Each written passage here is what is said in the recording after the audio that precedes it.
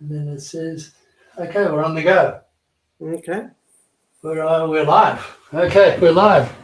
We're live. Okay. Welcome, Tony. Welcome. Thank you. Yeah, it's getting a bit late over there in Queensland. What is that? What is that you got there? Is that something like Baileys and milk? milk. Baileys and milk. Oh, Bailey's and milk. That's an Be interesting careful beverage. with Baileys. Yeah, good thing to have on your cornflakes or something, isn't it? Well, that's true. I haven't tried it on cornflakes, but it's a good idea. It's getting a bit late over there. You're over there in Queensland. That's right. Yeah, on the Sunshine Coast. Okay. Whereabouts are you? In the area called Tenawa. It's a long Tenawa tourist drive. It's where the old deer centre used to be. And Okay. not from Forest Glen and Buderim. Okay. There's the Sunshine Coast area. Okay, wonderful. Just before we get into asking you a little bit about yourself, I went down to our communal publisher today, and I got a copy of your book. Well, the copy was there. I saw it there. Yep, I got Okay. it here. Yeah, you got what you got one too. I saw it there on the desk, and I thought, hang on, I get me one of those. So I got one of those. But before we get into it, I was talking to our publisher Karen, and she was telling me something. I didn't get the full story because she was busy.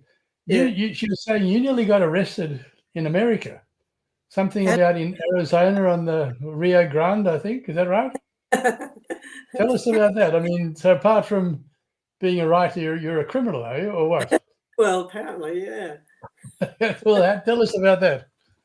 Well, we were traveling around the Arizona, and we're just checking out a few places, and we got to the Rio Grande, and I thought that our driver Steve was giving me a Kodak moment, so I took off out of the car and went across to the bridge over the Rio Grande, and didn't see the big sign up behind the car saying a $10,000 fine for taking photos of the Rio, because it's on the Indian reservation, that particular section. So anyway, along come the sheriff with his badge and the Native American Indian in the car. They're looking very serious and looking very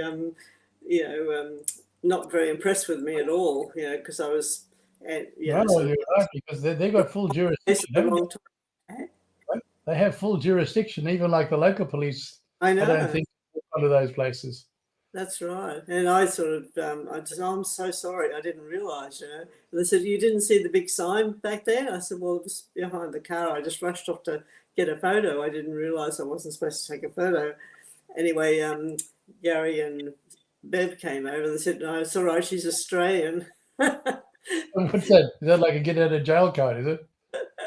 I don't know, but anyway, they let us go. They said she didn't know, the area, and we're actually lost. We're trying to get back onto the main road. So anyway, they let us go with very helpful directions, and so then we got to this other place, and sort of like a little adobe sort of houses, and they had a little shop where you go in to buy things, and I took her out the side there, went to take some more photos. I thought surely nobody will see me here, but right above me was this camera on the roof, just directly above me. I thought, oh gosh.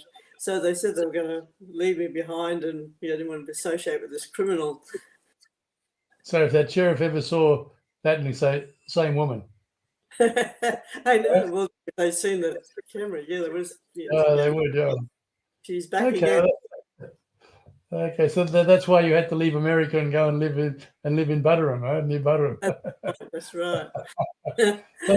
Tell us about your writing journey. How did you come to be a writer? Because you actually just recently, a little while back, you published a poetry book, which Karen was telling me was like 160 pages. I mean, it's that's all a big book. My poems are in the that's it there. There's all the poems in my shoebox. I put them all together. Okay. So I mainly just self-published that for my family and friends and that, and I only did about 50 copies or something, so it wasn't very many, but it was a good exercise. It took me a couple of years to put all the poems together, but it was a good feeling anyway. But then when I was at school, I used to write sort of these little stories for the English teacher, and she told us to write this one on one page, and I wrote the story about this little old lady and stuck in this house, and these burglars come into the house, and she had all these traps set up for them. And that had been 3 pages. So she was, upset with me because I went over this, into 3 pages, not 1 page. But and anyway, I did a few short stories and wrote different poems for Christmas cards and birthday cards and things like that. Okay. But then I started writing seriously when I went to Fraser Island. We went around to the house around the corner. It was raining all the time, and we wanted to get something to read, and all they had was the pocket romances. So after reading a couple, I said, I can do better than that. So I ended up. Did you start writing on Fraser Island? No, I just got that's where I first got the inspiration to write a book. Just to. Okay. So where were you at that hotel in the middle there? Just a little house at Happy Valley. Okay. Island? I was there just before, about a year back. Oh, okay. Yeah. I went down there because there's a hotel in the middle, right? I believe, there's the Kingfisher Bay Resort. That's it, yeah. The east coast, I think, the east side, and there's the west side where mostly all the accommodation is. Okay. And that wreck, the wreck on the beach there is not far from that, I think. But so you realise you did all these, Mills and Boons type thing, I guess, were they? Or? Yeah, I didn't want to say name, but the pocket romances that they have, and all these simple little stories. I thought I can do better than that. So, but I didn't realise how hard it was, because you could try and keep that story going for quite a few chapters. It turned out to be it turned out to be a 5-year project in the end, because I just kept putting it down and picking it up and putting it down. Then I went to Fiona McIntosh's masterclass in 2017, and she encouraged us all to do word counts and do so much each day, and just stop when you finish doing so many. My daily quota was 890 words a day. So once I did that, I sort of stopped. I only did it 5 days a week, and the weekends I had free. And I'm still doing that now. I'm still doing the word count now, which works for me anyway. And what time of the day works for you best, or do you write any time, day or night? 4:30 in the morning till about 9:30 in the morning. Okay, I'm also an early writer. I can't. After about midday, done. How about you? It's easy to, get into that zone of, sort of creativity, I guess, and I can lose myself in the story, which works for me anyway. Okay, so so that was your whole journey with the writing. Sort of started with, it's a good story, but like a Mills and Boon book on Fraser Island. Well, actually, it wasn't. The story's not based on Fraser Island. The story is based up in Cairns. No, I mean, yeah. Yeah, but that's where I got the inspiration for actually writing a real book, so a proper book, not just a poem or a short story. But how did you make the leap then from those sort of books to this? I mean, this probably runs to about, I'm guessing, sort of about 90,000 odd words or something. Yeah. Oh, actually, it was 110,000 words. Yeah. Okay. So because that's 100,000 words. So how did you get from those little books? How do you make the transition? Because this is a bit more difficult to do. Well, it is. I mean, you sort of start off by, I must have rewritten it about 10 times because I was never happy with it. I think, no, this doesn't make sense, or that's not going to work, or I don't like this character, or add that character, and some of the characters you have to kill off because they don't work, and you just have to test and try till you get it right, I suppose, until you're happy with it. And that's what I finally did.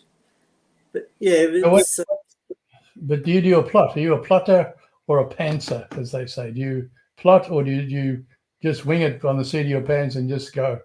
I do plot it to a certain amount. I work out the characters, and I work out what sort of character they have, and what they, how they fit in with the story, and whether the main character or just a secondary character, and you just sort of try and move them around, and I even have sort of like I think a Scrivener. I did a character thing on Scrivener there for a while on each character. Okay.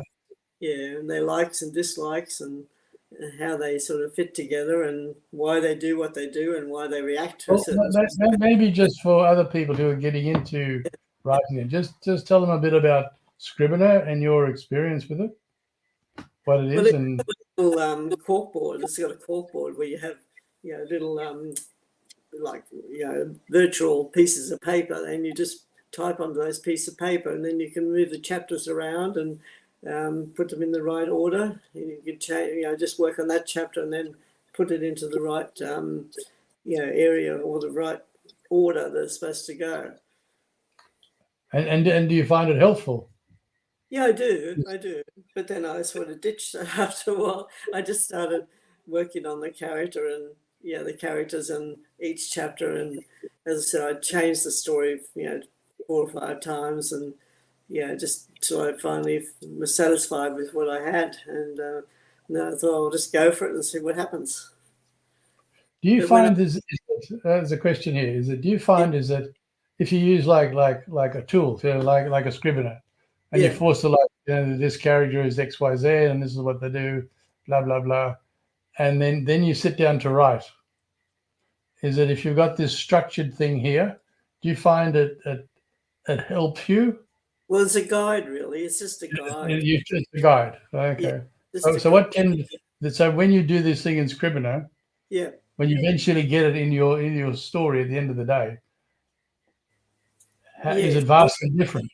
Not so much at the end of the day. Sometimes at the end of the week, you sort of just go back over it. I mean, over time, at the end of the novel, by the time you finish writing. Yeah, it's sort of you just sort of, as I said, play around with it and try and get everything to work the way you want it to. But that's all I can sort of how best to describe it for me anyway. That's the way I work, and it's when I went to the masterclass, Fiona McIntosh's masterclass, I had 10 pages I had to show her, and when she saw the 10 pages, she said, "This is crap." The first 3 pages, she had a big red line through it. I thought, "Oh no!" But I realised what I was doing wrong. I was had all this preamble about the character going up to Cairns and traveling on the plane and all this unnecessary stuff. And in the end, I just got straight into the story. And I thought, well, I can't. Someone else told me that too. You need to get into the story straight away. And I was, as I said, I had too much talk going on in the beginning. There wasn't enough action. Well, then you could actually show that to somebody else, and they're liable to say, "Who are these people? You need a bit of background here." I know. You say, "That was the preamble." That's the preamble. That's what I had. That's right. You have to sort of like backstories all the time, so you know where they're coming from and what sort of the feelings about a certain thing that's happening at that particular time, like being caught up in this house and the rainforest, and this cyclone's happening, and they sort of have to spend the night together, and he doesn't like women, and she's there to get an interview, and it's really quite nerve-wracking for them at first because good. It shows a good tension in the story. Tension, keep it going all the way through if I can. Yeah. Wow, that's actually the challenge, isn't it? It is. That's right. You have to get people to want to read the next chapter, not just stop at 1 or 2 and say, this is no good. I don't like this book. Well, I often quote old Alfred Hitchcock, who says that drama, and that's the genre in which we both write in. He says drama is life with the dull bits taken out. That's right, exactly. But then you read a lot about, and here's another question for you. You read a lot about, in crime. You know that fellow Raymond Chandler? He wrote a lot of good crime novels, and he was well known for his descriptions of the rooms when he went into. Yeah. And they are very good. They are very good. But I'm actually a person who wants to also get into the action. Then I think maybe you should have used fewer words to describe the long, marble banister coated in wax 16 times, and the knob on the end and the carpet. And I think, The guy just fell down the stairs. That's all I want to know. Yeah. I know. There's too much detail sometimes. It's hard to get beyond what, that. What do you do? I mean, as a man, is it? I may not be as conscious of dress as a woman would be. So when you write, do you find you tend to get a bit more carried away in describing how people? I used to, but then I had to cut it right down. And when I went through the structural edits, I realised how much preamble I had and how much unnecessary words I had there. That's structural edit really, slices out all those unnecessary words. You get back to the nitty gritty of the story. So do you do the structural edit yourself, or do you give it to somebody else? No. From Serenity Press, I had a. I also find I think you need another pair of eyes to give you a structural edit because you get. Yeah. What do you think? You get a bit too close to it? No, it was great. I was terrified about the thought of it. I thought, oh no, she's going to cut out all these words and I have to start again. But it wasn't like that at all. She just had the long sentences sort of highlighted and the words that I had spelt wrong or I had in the wrong place, and I just corrected those and sent it back 5 chapters at a time.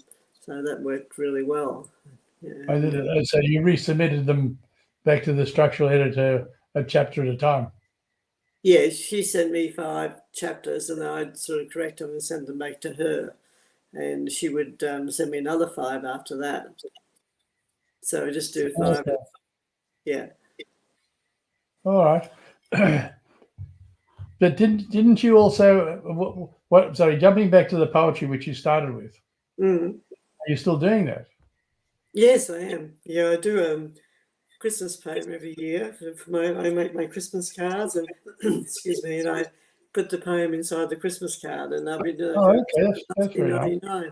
But I also do a lot of other poems too. That I have this sort of feeling about something or want to express something.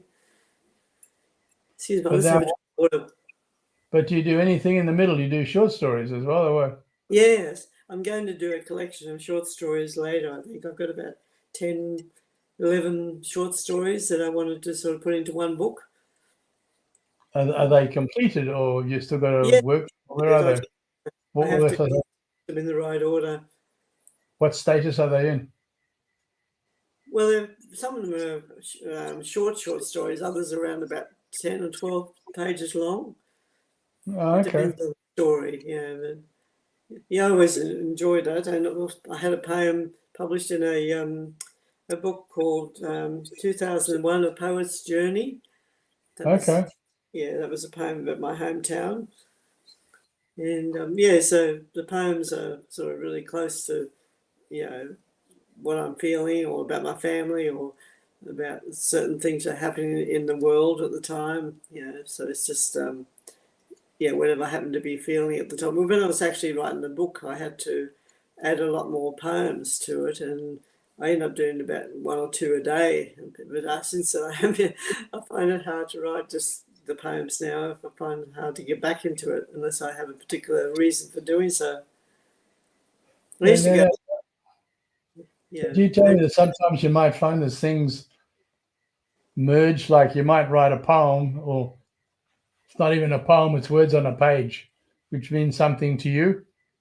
Absolutely, yeah. I pass it off as a poem. It doesn't rhyme, but people say, "What is that?" It's like, no, it's a poem, So it doesn't rhyme. It doesn't have to rhyme. Okay, but this one does. I think actually that might be better as a short story because I know this story. Do you find it sort of, or you write a short story and thinking this would be better off as a novel? Do you go through that sort of thoughts? I know what you mean. I mean, this book of yours, what did that start off as? Well, I showed some of the poems to a friend of mine that I was doing a music course with, and she said, you should put all these poems into a book. And I had a whole shoebox of these poems I just threw in there and, sort of forgot about. And anyway, I decided to listen and take her advice. So that's when I decided to put them all into one book. No. Sorry, Tony. I'm talking about this here. This one here. I mean, did this actually start off as a short story or No, no, a poem? a proper novel. Yeah. So where did this come from? Is it based on true events? Did you get stuck in a cyclone with a cantankerous recluse author, okay, Not in front quite, of a not. tropical storm? No? But I have been in a cyclone up in Townsville. I lived up there for 2 years. So I Okay. have been hair raising can be, how tense it can be when you're sort of in that situation. I had 2 young children at the time, so it was a bit. It was actually the after effects of a cyclone in Gladstone, but we got the effect in Townsville as well. So it was a bit hairy at the time. But those experiences, did you put them into your novel? Part of Or them, was try to encapsulate the trees, the palm trees, and the way they blow horizontal, and the roof, which can, if there's anything loose, it'll all sort of clatter and threaten to blow off somewhere, or the furniture that you've got out in the yard, it'll blow away. Plastic furniture, it sort of takes off somewhere, and you find it in the next door neighbour's yard or whatever. because I can hear you're recalling those incidents. Yeah. So Yes, yeah. and what makes the novel real is the fact is that the plastic furniture in the backyard wound up in the next neighbour's yard. Yeah. That also like gives an explanation of the intensity I of know. the storm. So You you don't. tend to carry on. Now you go on. No, after you. I was saying all of the little bits. So what other little bits happened on the cyclone that you went through? Well, we had heavy furniture in the house, so we had to have furniture in Melbourne, but when we moved up there with the Air Force, they said that you have to have the furniture up here. It's all very heavy, so it won't blow away. But the safest places were in the bathroom and also under the table or in the middle of the door jamb. That was another safe place, believe it or not, just in between the door jamb. So all these different things we learnt as we went along. You have to always be aware of that sort of thing happening, I suppose, when you're up that way. But I just imagine this woman, going up this for the interview, and this author who's a recluse because he's 2 ex-wives, and she tries to get this interview, but he doesn't want her there at all. But she's determined to get it, so she props herself on the front step and refuses to move. So then he's got no choice then but to invite her in, and that's where the sort of tension starts between the 2 characters. That's an excellent start. But where did this idea come from? About, I mean, you haven't been a journalist yourself, have you? You've been a cyclone, yeah? Yeah, no, I'm not a You haven't journalist. been a journalist, okay? Yeah, And you are a blonde, and I see this woman's a blonde, so you're a blonde, okay? We got that right. But where did this, that it was a journalist? It could have been an ex-girlfriend. It could have been an ex-wife trying to get back with him or something. I don't know. Well, one of his ex-wives turns up at his doorstep later. But Okay. she comes into the scene. Also, the photographer that she's with, he's also in love with her. So he's trying to get her to notice him. But of course, she's all strictly business. Usually, she usually likes to not get involved with people that she works with. Okay. Yeah. I guess I got the story from those books that I was reading. I mean, they inspired me to make me realise that certain conditions you have to have for those sort of books, where the woman is a certain way and the man's a certain way, and they meet and there's always friction and there's always tension. So you have to keep that going the whole time. So when you say, just expand a bit on it. So how do you see these things when you say a woman's a certain way and a man's a certain way? What, just expand on that a bit. Well, it's like chemistry. 2 people can be together and there's no chemistry, but other couples, two people can get together and there's instant chemistry, and they try to resist it, but eventually it catches up with them and they've got no choice but to go with it. You know what I mean? It's, Okay. So is that sort of a theme throughout your stories about the chemistry between people? Yeah, I think so. Particularly with a man and woman, I think it's always there. It's either there or it's not. I mean, if it's not there, then there's nothing you can do about it. You go your separate ways. But if there is, then you hold on to that. You know, you sort of you want more and more of it. You know what I mean? I get it. I get it. Okay, so I'm always interested in talking to authors about where the ideas come from. I know I dwell upon this quite a bit, you know, as to whether they it's from past experience, events, you know, or whether they just make up fantasy worlds and all sorts of things, you know, dragons and that, like Game of Thrones. There's a good one. There's a total fantasy world, huh? Yeah, I know what you're saying. Yeah, I think all life can be a bit of a fantasy, can't it? I mean, it's the way you look at life. You can either think of it as something really serious, and you don't want to go there. You don't want to, you know, experience that with a particular person, or you can't wait to be with a person. You know, it's very much, as I said, chemistry, and that's what I try to include is the chemistry. So what you probably had here in your story, what I'm reading into it, is that in the beginning, yeah, there was none. As far as atoms merging, there was nothing. Okay.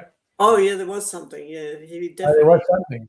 Yeah, because she's a blonde and you know she's his kind of woman, and you know he's been trying to avoid women for the last year or so because he's just had a divorce, and his ex-wife is, you know, she's a soap star on one of the soap operas in Australia, and so he's sort of really sworn off women, and she turns up at his door and she's really gorgeous, and you know he's trying to push her away because he doesn't want anything to do with her. He doesn't want to get involved with any women again. So, and because she's a journalist, he's not too happy about that either because you know the press is. Do you have it like layers? So there's like a physical attraction, and then there's like emotional attraction, and that's right, and then rejection because you don't want to go there. You know. Okay. Wow. Well, Okay. anyway.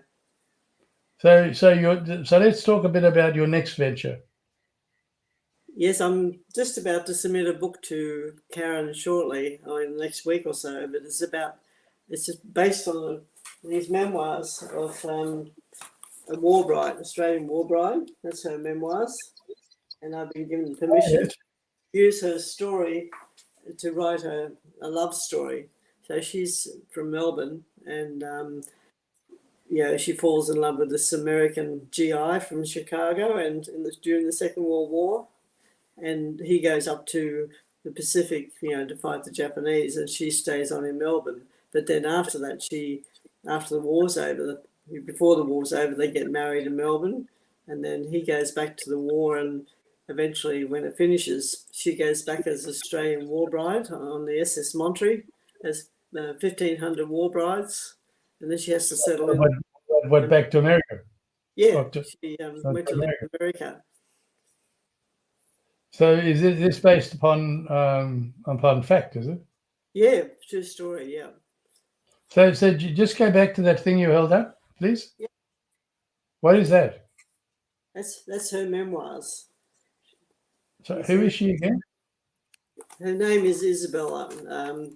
The character's called Isabella Carlisle, but she's you know, I've changed the names for privacy, but it's based on her Isabella Carlisle and Paul Meyer. So the real name is Paul Enswaller and Isabella Carr. So a bit of after World War II finished, yeah, Americans who married Australian women, they could take them back to America and get them a passport or something. and then she has to make a new life in America as an American housewife. Okay.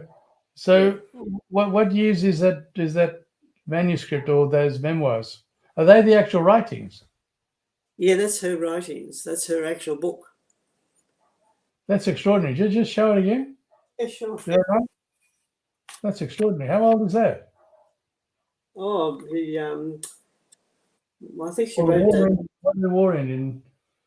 Yeah, after the war, of course. When later on, when she had her children, she had 4 children, and she wrote it when they were sort of growing up, I suppose. But and then she started to write the next part, but she never quite finished it. So she was pregnant with her 3rd child when she went back to Australia because they couldn't get work in America after the war. So they came back to Australia for a few years and then went back to America again after about 5 years. But there's all illustrations on the side. Yeah, it was just the cover she used. It's just Okay. So what's it like inside? Can you open it up inside, please? Sure. They're just their writings, or what is it? This is the actual. That's the actual. Wait a minute. There we go. Oh, that's him, right? Yeah, that's him, and this is Isabel. That's just striking. Okay. Yeah. Okay. So they. But when you write that, you got a lot of material there because the whole haircuts. I know. That's the right word for a woman. The hair, and that's right. And the makeup and the dress. Exactly. I mean that defines a point in time, doesn't it? So you're gonna have a lot of fun doing that one. I have. Yeah, I'm just in the last chapter now. I've been going back over it and trying to edit and before I send it off anyway. So that'll be sent off to the next couple. And then I've got the one about my grandmother. That's my next story after that.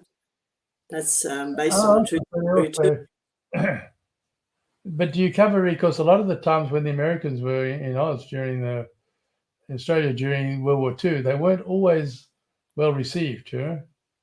There was a lot of that. I know my father was with the Air Force up in Darwin. And then they used to go back to Brisbane for like an hour and a half. And they had to there was a base there.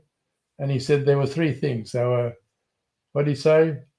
Overpaid, oversexed, and over here. That was the thing. So there was actually, he said there was a few like punch-ups in bars and stuff. And I was like, wasn't. So they would have had to dealt with that, I know. Well, that's what happened with Paul when he went up to Cairns. Paul, and he said that a lot of the Aboriginals and the Negro Americans were fighting, and the Americans were fighting together, and the Australians were fighting together outside the pubs, and they'd have the paddy wagons and the MPs out there separating them all. Yeah, it was sort of like this.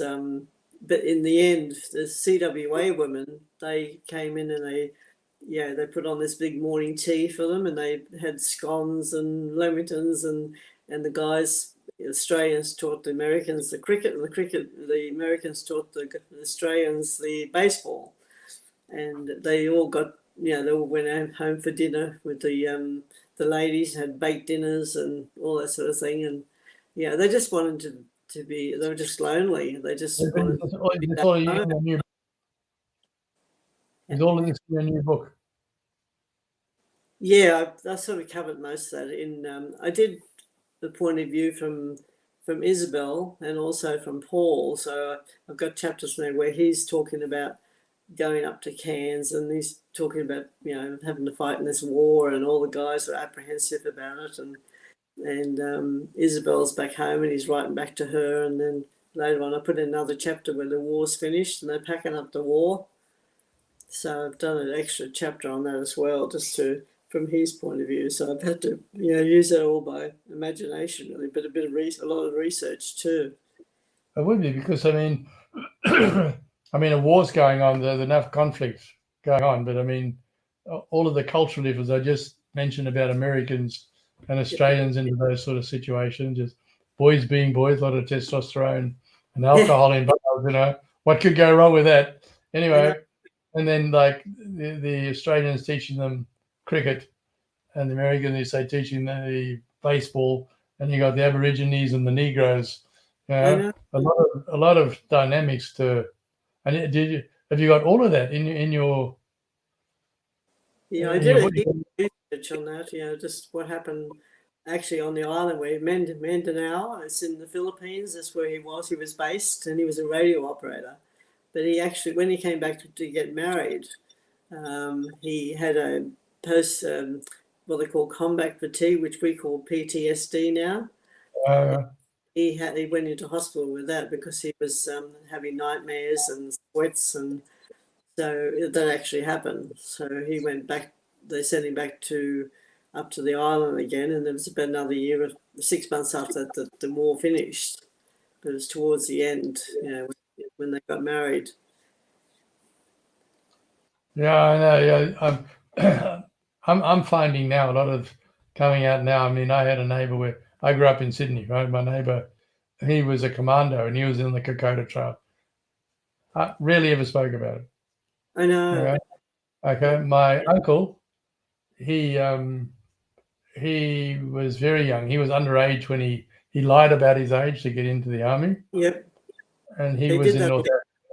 And then he was also on the Kokoda Trail, and he came back with PTSD. Okay. And he was on medication. And we don't know, but we don't know whether he OD'd. And we never knew whether it was deliberate or he was just, what? We don't know. We don't know. Nobody knows. Because, well, nobody knew, did they? I mean, in those days. But that's another interesting thing to write about, because you can write about it from a perspective of that we now know, or let's say we can put a name to it, PTSD. Okay? That's but right. back then, what, what they've said, just this guy's a bit muddled, Yeah, they used to call it combat fatigue back then, but now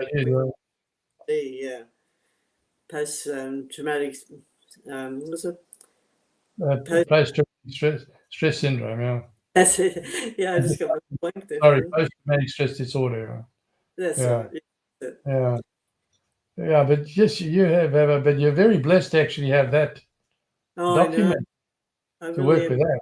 Lucky with that, yeah. Gary and his sisters, they sort of gave me permission to use it, so that was good. Sorry, who's Gary? Oh, his just, you know, he just lives. We sort of live in the same sort of area together. I see. Okay. Rent the studio from him. He what? The studio. I'll just show you.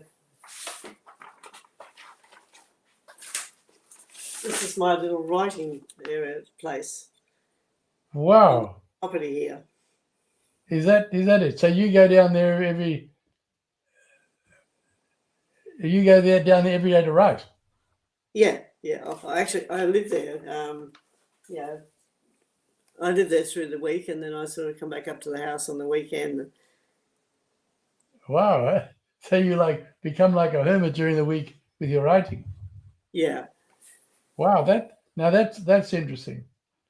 Okay, so it's like a self-contained house, is it? Yeah, it's just a little. And you just write and write and write. It's a studio because it was meant to be an art place, but you know he's had to rent it out quite a bit, so you know that way it sort of pays for, you know, to keep the place going, and so I just stay up there 5 days a week and just muck around, you know, sort of doing things in the house on the weekend. We go out and sort of go to restaurants or whatever, or cafes or. Okay. So you have quite an idyllic existence as a writer. You must send me a picture of that. I'm going to tell my wife I want something like that. What, the house, the studio? Yeah, a writer's studio like that. That sounds looks wonderful.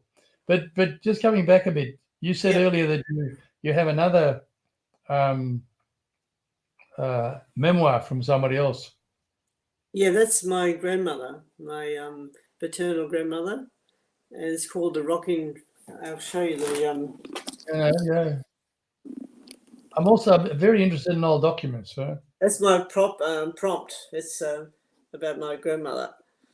And Okay. that's what I do. I also do a board with photos, and it gives me inspiration to about photos about the actual person. But she was 2 years old when her mother died, and then her father died when she was 16, and she was an orphan. So she answered an ad in the paper for a piano player out of Walgett, which is northwest New South Wales. I've been to Walgett, been there. Yeah, okay. So she took 3 days to get out there, and she played this piano at the hotel, and her boss, she didn't have any. The people that she worked for didn't have any children, so they pretty much adopted her and paid for her wedding. But she was 30 when she got married, so she had 10 years that she worked there, but she never got married until she was. And then she had my father and my 2 uncles. So she had 3 boys, and they all went off to war, the Second World War. Yeah.